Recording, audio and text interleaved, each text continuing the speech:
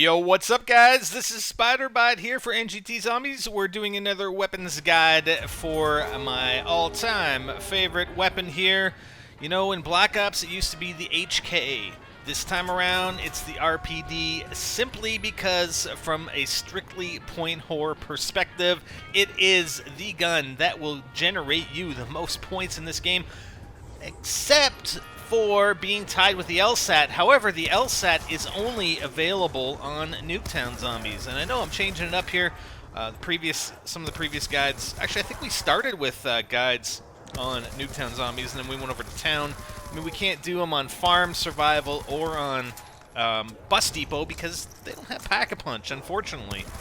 Could do them on Transit, but Transit just takes too long to do anything in that game mode. But anyways, yeah, okay, so the RPD, you've got a 100-round drum magazine, I guess we're gonna call it. Looks like a drum. I'm not a weapons guy. I get the stuff all mixed up. I even said the DSR 50 wasn't bolt action. I guess it is bolt action, but it's just you don't actually physically see the reload animation pulling the bolt back and ejecting, you know, one round and replacing it with another. So that's why, you know, Anyway, so whatever it is, magazine, we got 100 rounds plus an additional 400, and that's exactly the same with the LSAT. But again, the LSAT is only available on this map. So my number 1-2 guns for zombies outside of Nuketown is the RPD hammer, whereas on Nuketown it's a tie between the RPD and the LSAT, and then the hammer. Anyways, so we're running it here, non-upgraded. We're going to upgrade it, and you can only upgrade this gun once. You can't get attachments, unfortunately.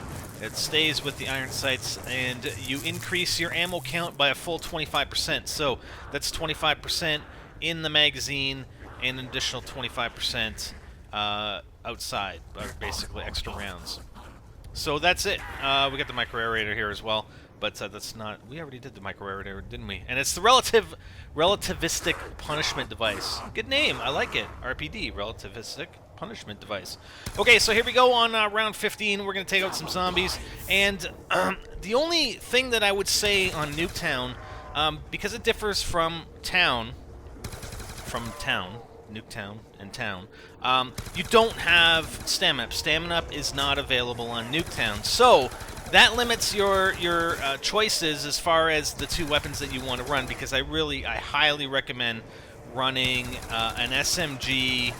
I mean, I wouldn't recommend a shotgun, possibly like a Mustang and Sally or a ray gun as one of your weapons, and if you're going to run an LMG, because you want to have that mobility. I mean, we're still in the early rounds, and I can take care of these zombies one by one. I don't necessarily get them grouped up because the RPD can mow through them. Here we go.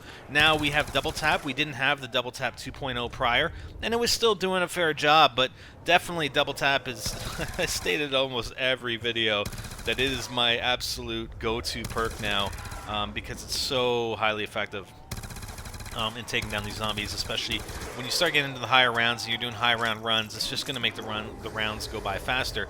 But here, like, I don't really have to worry too much about rounding up the zombies, which is why I'm actually running with the LMG the whole time. But, you know, if you're rounding up zombies, and I wouldn't generally run here if I was solo, I'm only running here because Hyper's in the backyard of the opposite house, and he's taken up that spot. I haven't really run in the backyard in this house to my right now, which is the closest house to me. So that's why I'm running out here.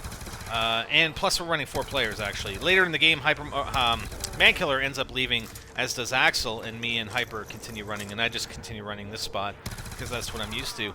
But yeah, it's pretty effective. I mean, even up into going into round 30, you can take out most of the zombies before they actually get grouped up.